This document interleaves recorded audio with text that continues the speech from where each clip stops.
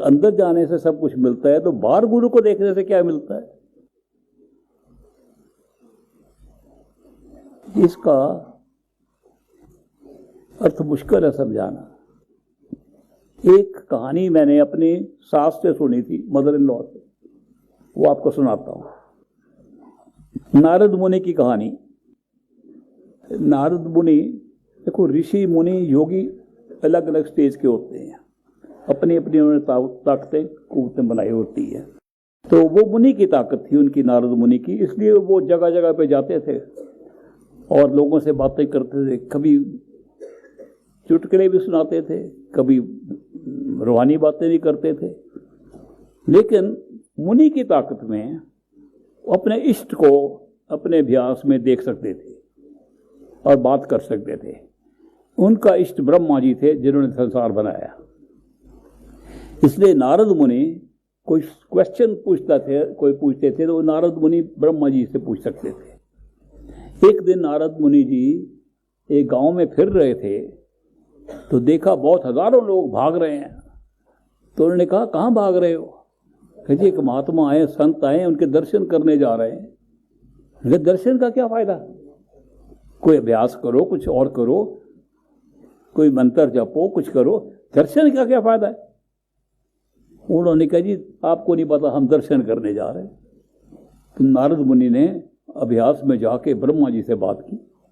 ब्रह्मा जी, आज मैंने देखा लोग भाग भाग के जा रहे हैं किसी इंसान को देखने के लिए, कहते हैं वो संत महात्मा है इसलिए दर्शन करने जा रहे हैं, दर्शन का क्या फायदा? ब्रह्मा जी ने कहा, नारद मुनि तुम अपने एक दूसरे गांव में जाओ, वह एक तालाब है पानी का, उस पानी के तालाब में एक सांप है, उस सांप से जाके सवाल करो, वो जवाब देगा। नारद मुनि आ गए, उस गांव में पहुंचे, देखा एक तालाब है, वहां एक सांप है, उसका सिर इसके ऊपर है। उन्होंने कहा, सांप जी दर्शन का क्या फायदा है किसी का? सांप जी ने देखा, सिर फेंक दिया, गिरा दिया और मर गए। सांप मर गया। बड़े हैरान हुए। फिर उन्होंने अभ्यास में ब्रह्मा जी को प्रकट किया और कहा, ब्रह्मा जी आपने भेजा था सांप के पास, मैंने प्रश्न किया दर्शन का क्या फायदा, सांप ने सिर छोड़ दिया और मर गया। हो बड़े दुख की बात है। ब्रह्मा जी ने कहा, अब दूसरे गांव में जाओ, थोड़ा दूर है, वहां एक सुनियारा है, उसने एक तोता नया पाला है, उस तोते को जाके पूछो, वो जवाब देगा। तो नारद मुनि पहुंच गए, कुछ दिन के बाद वहां पहुंच गए तो वहां पता किया कोई सुनियारा यहाँ रहता है। कहते हाँ जी है। उसके घर गए, आपके पास कोई तोता है? जी हाँ, अभी नया नया तोता लिया है हमने, वो पिंजरे में है। नारद मुनि ने कहा कि जी मैंने तोते से बात करनी है। उन्होंने कहा, जी नारद मुनि आप आए, तोता बहुत खुशकिस्मत होगा। नारद मुनि ने तोते से कहा, तोता जी दर्शन करने का क्या फायदा किसी महात्मा के? तोता ने सिर फेंक दिया, नीचे कर दिया और मर गया। बड़े हैरान हुए। फिर अभ्यास किया, अब ब्रह्मा जी को प्रकट किया। ब्रह्मा जी आपने मुझे पहले सांप पर भेजा, वो मर गया, दूसरा तोते भी भेजा, वो मर गया, मुझे उत्तर तो मिला ही नहीं। ओहो बड़ी दुख की बात है।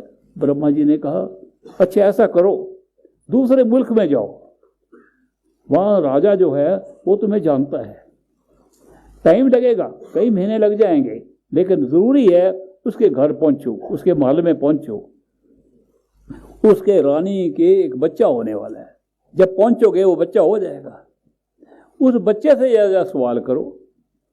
अब नारद मुनि ने कहा, तोता और सांप तो ठीक है, अभी वो बच्चे के पास भेज रहे हैं, जो उनके साथ हुआ कहीं वो ना हो जाए। कुछ घबरा के लेकिन चल पड़े। कई महीने के बाद उस मुल्क में पहुंचे और उस राजे के महल में आ गए। कहने लगे, जी आपके घर कोई बच्चा पैदा हुआ है? हाँ जी, रानी हमारी पटरानी बड़ी रानी के पास बच्चा पैदा हुआ है, बालक है, अभी पैदा हुआ, थोड़े दिन हुए, क्या मैं बालक से कुछ पूछ सकता हूँ? जी बड़ा खुशकिस्मत बालक है, नारद मुनि इतनी दूर से चल के आए उनको मिलने के लिए। नारद मुनि ने कहा अकेले में बात करूंगा और कोई ना वहां हो। गजी बच्चा अकेला बैठा देंगे आपके पास। सब बाहर निकल आए। नारद मुनि ने बालक से पूछा, बालक ने संतों के दर्शन करने का क्या फायदा होता है? बालक बोल पड़ा, कहने लगा, नारद मुनि मैं भी सांप हूं जिसको तुमने तालाब में देखा, मैं वही तोता हूं जिसको तुमने पिंजरे में देखा। तुम संत महात्मा नहीं हो, एक मुनि हो। तुम्हारे दर्शन से मेरे सांप का जीवन कट गया, मैं तोता परिंदा बन गया। दूसरे दर्शन से परिंदे को छोड़ के मैं इंसान बन गया हूं। एक मुनि के दर्शन का ये फायदा है, संतों के दर्शन से 1000 गुना ज्यादा फायदा होता है। तब नारद मुनि को पता चला कि संतों के दर्शन से बहुत फायदा होता है। क्या फायदा होता है? जो कर्म हमारे हैं, जो हमें दुख देते हैं, दुख वाले कर्म, जब दर्शन करते हैं वो कर्म कट जाते हैं। बाहर से ऐसा ही मालूम होता है कि हाँ वो वही वाक्य हुआ, उसका असर जो है वो हमारे पर नहीं होता। जो दुख है, जो उसकी तकलीफ है, वो कम हो जाती है दर्शन की वजह से। और दर्शन से ऊंची और भी बात है, उसको हम कहते हैं दृष्टि। दर्शन और दृष्टि में क्या फर्क है? दर्शन है हम देखते हैं गुरु को, दृष्टि है गुरु अपनी आंख से हमें देखते हैं। जब गुरु हमारी आंख को अपनी आंख से देखते हैं उसको दृष्टि बोला जाता है। दृष्टि का असर और भी ज्यादा है, क्योंकि अगर अभ्यास में हमने ध्यान करना है तो ध्यान बहुत आसान हो जाता है अगर दृष्टि को याद करें। तो इसलिए संतों की दृष्टि उससे भी बढ़िया है और अपने अभ्यास में उसका फायदा होता है।